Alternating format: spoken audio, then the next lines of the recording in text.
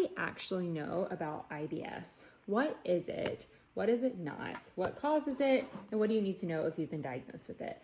I'm a registered dietitian. I primarily work with IBS as well as chronic digestive disorders that surround IBS. And one of my biggest pet peeves is people on the internet saying that IBS is not a real diagnosis, it's BS. But I want to talk about what they're actually saying, how it's kind of the same thing, and where you may feel that way and you're fully valid to feel that way. So IBS is a functional disorder of the gut-brain interaction, which means the function of the gut is altered. That means there is no kind of organic disease involved, meaning you're not going to do one test and find IBS. There are some tests out there for post-infectious IBS looking at specific antibodies, and that can be helpful as that does make up a portion of IBS cases, especially IBS diarrhea predominant cases, but currently that's not like a gold standard for the diagnosis. What also happens is that there's not considered an increased risk of like colon cancer or something like that, like we see in IBD with IBS. And so oftentimes it is kind of brushed off. It's also because we don't have a specific test to diagnose it. It's diagnosed with exclusion of other conditions like celiac disease and IBD at first, and then by symptoms. And so this is where people think it's really just complete BS and a throwaway diagnosis. And some doctors do approach it that way.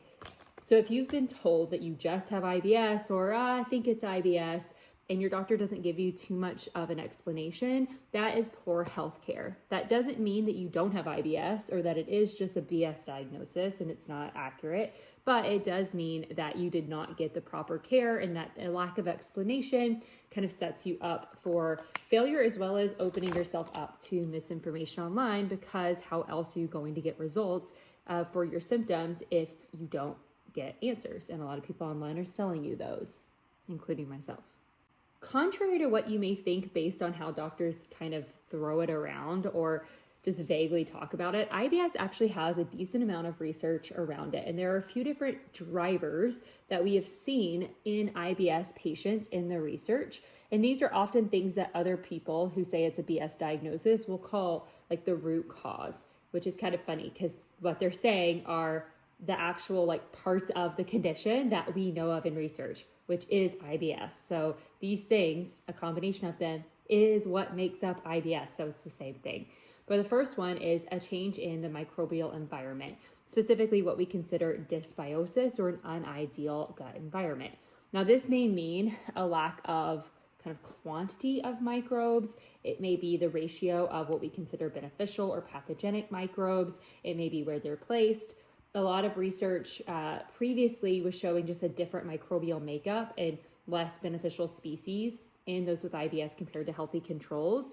But in the SIBO world, which has gained a lot of attention because of the research there, they've been able to identify forms of microbial overgrowth and identify certain pathogens that do correlate with symptoms. And this isn't going to be every case of IBS, and it doesn't mean it's just SIBO, like SIBO is the root cause versus IBS. It may just mean that this is actually a way to identify this change in the microbial environment for those with IBS. So likely one and the same for a lot of IBS patients.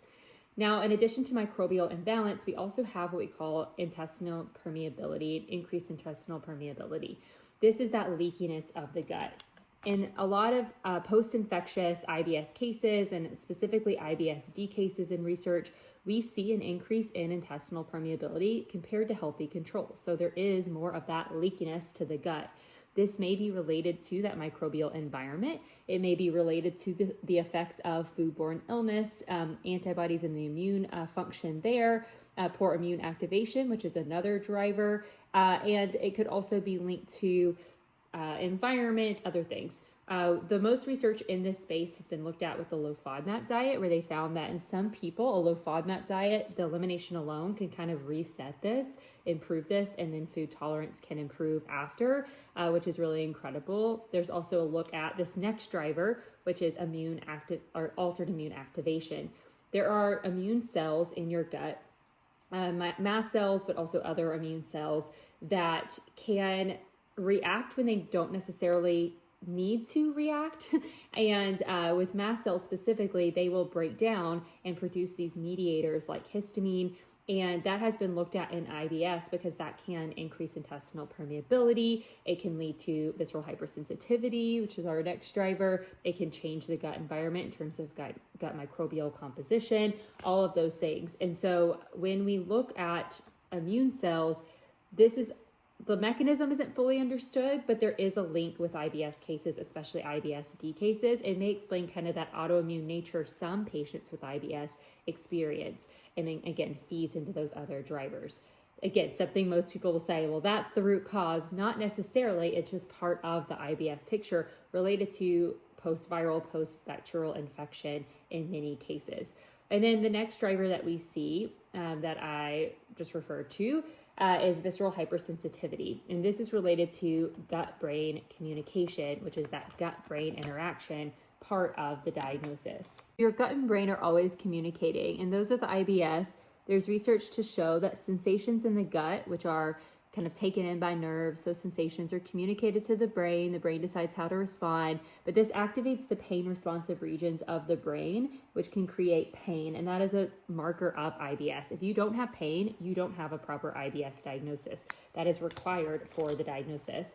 And so with this, we think it's related to something that's changing the gut-brain communication alone, which that mechanism is not known yet. Could be related to microbial environment. It could be related to that visceral hypersensitivity part, maybe the immune system. There's a lot we still need to learn here, but we know that this happens, which is where stress management, the role of gut-brain therapies, all can play a role. Also explains why two people can maybe try the same diet or eat the same foods, but those with IBS do experience more symptoms versus those without IBS.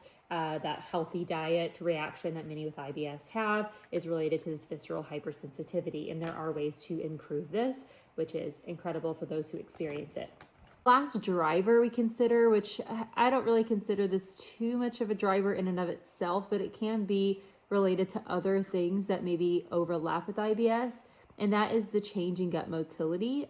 With IBS, we see constipation, diarrhea, or a mix of both. And symptoms are typically related to bowel movements. That's kind of part of the diagnosis.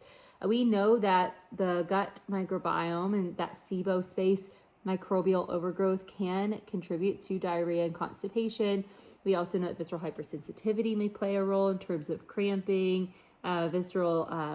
the permeability may play a role. So there's a lot of overlap with those other drivers. There's also a lot of overlap with IBS with things like hypermobility and Ehlers-Danlos. We see this with diabetes or PCOS and insulin resistance, which can alter gut motility, with endometriosis, which can create adhesions and scar tissue buildup, which can impact motility. There's a lot of roles there, and in those with IBS-C, this change in gut motility can be a major factor, which might be related to the IBS itself, but also may be related to something else. But the presence of that change in motility is now worsening the overall picture of IBS.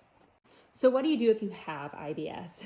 Like I mentioned, there's a lot of great research that we have on these drivers. And so it's important to make sure that the strategies you're using, yes, address your symptoms. That is helpful. That's going to give you a relief to then be able to figure out these other pieces. Then we want to make sure that we're addressing these drivers and improving gut health, which may be one and the same for some strategies. It may be we stepwise the strategies for the drivers of IBS, and then we build on things to improve the health of the gut overall, which is going to give you more resilience.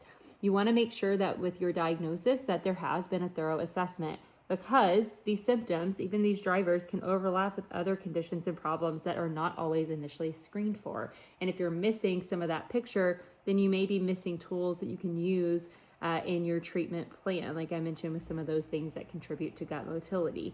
So you want to make sure you're working with providers that understand IBS, that don't just sell you these like non-validated stool tests or all these random things, put you on crazy supplement protocols, claiming they're going to heal your gut due to their lack of understanding of IBS as a chronic condition and the strategies that actually work. You want to make sure you have that trusted source, but you also want to make sure that they understand what else can contribute to the symptoms, and they're looking at that overall picture as you're responding or not to IBS treatments. What else should we consider, and what are validated ways to assess other conditions or problems that can be occurring. If you are looking for one of those providers, I am taking new clients. I would love to work with you. I do take a person first approach, so no two people are treated the same way, which is what I find works the best for this population. And so you can check out the caption to learn more.